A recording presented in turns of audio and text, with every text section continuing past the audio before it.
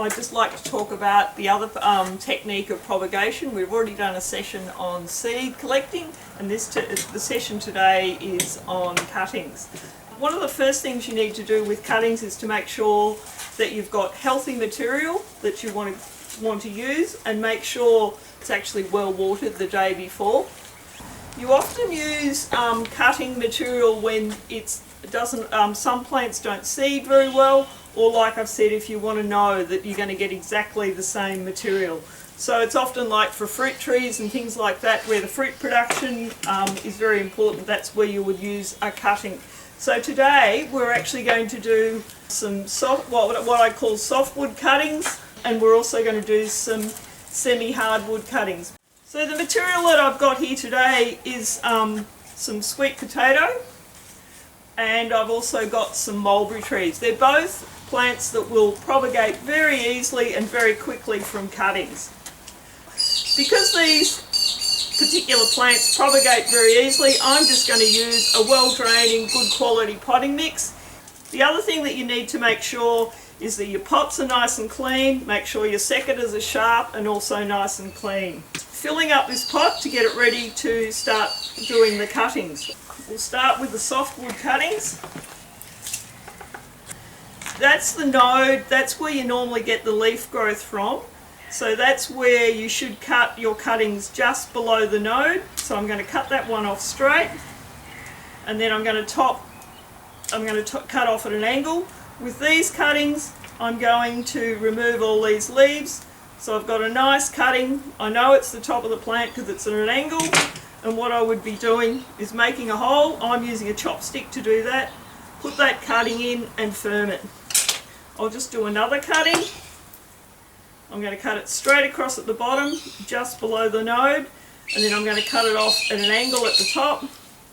Trim off those leaves. I'm trimming off the leaves because if you leave those big leaves on, it just draw all the moisture, and it wouldn't put all its effort into putting the roots in. So again, make a hole, put the cutting in and firm it down. Why I'm making a hole when I put the cutting in is so I don't damage the bottom of the cutting. Now I'll put this in without doing a hole. I'm pushing into the soil. I'm going to damage the bottom of that cutting. You'll also note that with these cuttings I'm actually not using a root hormone. Often you'll use a liquid or a powder. With these, again, I know that these will root really quickly and easily, so as long as it's a clean cutting and fresh material, it'll strike fine. I'm just going to put that cutting aside because I know that it's damaged. I'll just do one more cutting.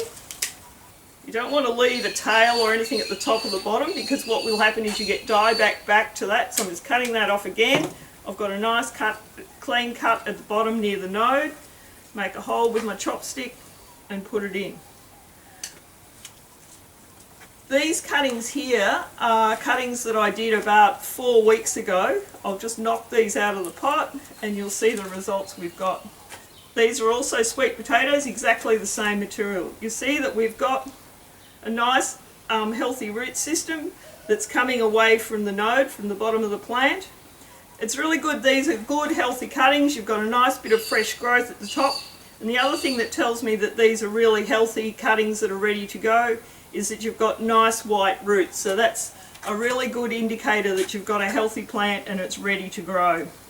I've got another lot of softwood cuttings that were done about 4 weeks ago. This is Brazilian spinach.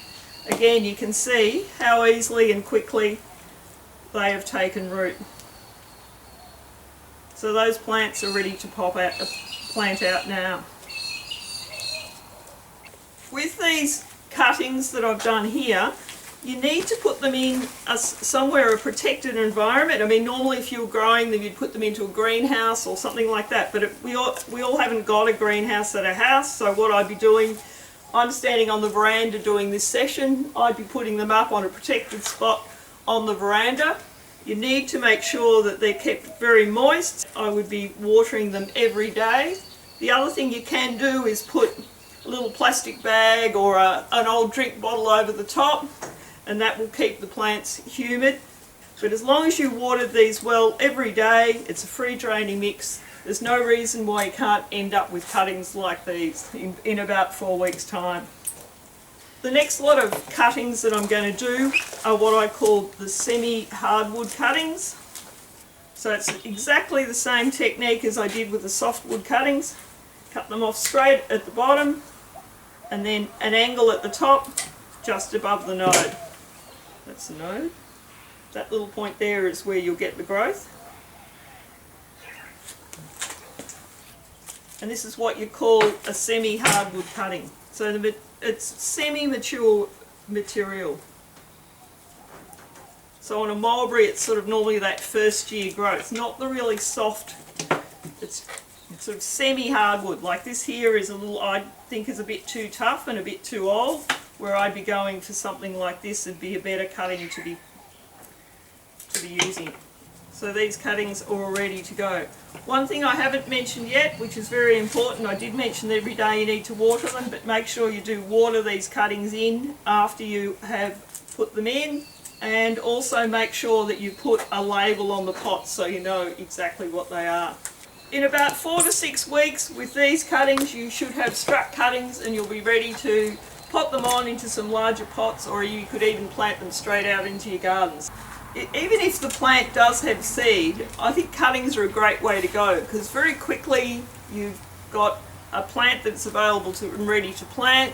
You know that it's exactly the same as the parent material that you've got it from. So like from these mulberries, you've probably eaten these mulberries and know it's a great tree. So very quickly you're going to have more trees to plant out. So I think cuttings are a great way to go.